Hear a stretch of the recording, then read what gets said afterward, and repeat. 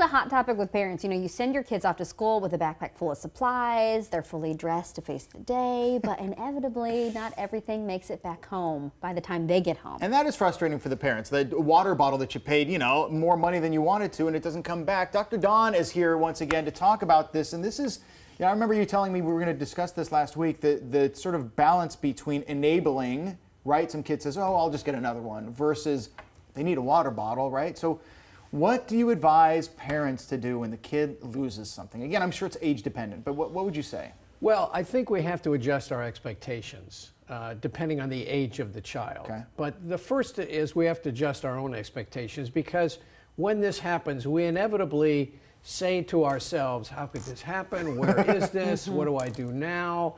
And we then say to the child, you know, we start complaining, we start nagging, we start threatening. You don't appreciate on occasion, things. we punish them, and then we give them some verbal body slams. You know, you always do this, and see, I told you you would lose this.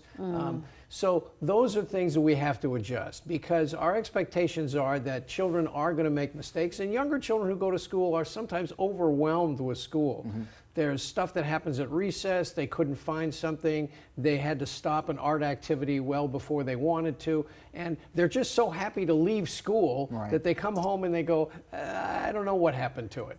So we have to adjust our expectations, and we have to do the ABCs of parenting. Always be calm, which is really difficult, so put your shall we say, emotions on hold at the moment. Now, for older kids, their expectations could be different.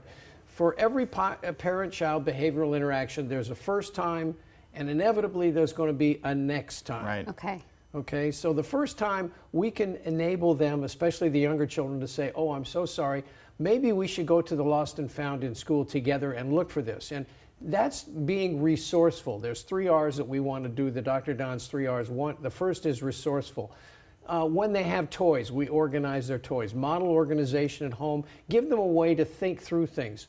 Where would this be the best place so that you wouldn't forget it before you go to school or before you come home? Ask them to do some thinking, especially the older kids who inevitably put so much in their backpacks they can't find anything. And isn't it true, I think I read this or heard this, that when you, especially for a child, when you say, well, some kids don't have anything, you don't appreciate, they literally don't have the brain capability to make that connection the way an adult could value the importance of an $80 backpack or a $30 whatever water bottle or a set of 6 pens, right?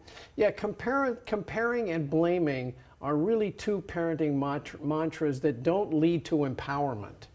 So comparing things like, you know, your sister never lost anything, that's really not going to move the needle very much. So again, those are great comments, and some parents do that sort of automatically, but it's really something that we want to avoid. So the first is be resourceful with your kids. Teach them how to be resourceful, where things are. Do you have everything for school today, instead of, did you not forget this, or don't forget this, or remember that.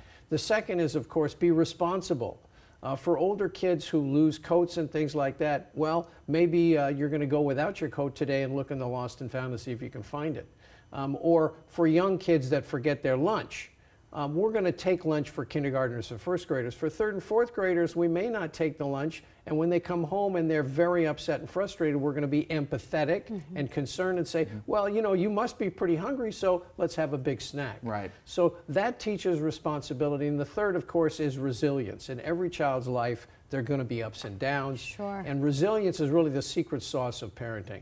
It gives them the idea that they can survive disappointments and come out learning more. So mistakes for kids are opportunities for learning and teaching. Find those teachable moments.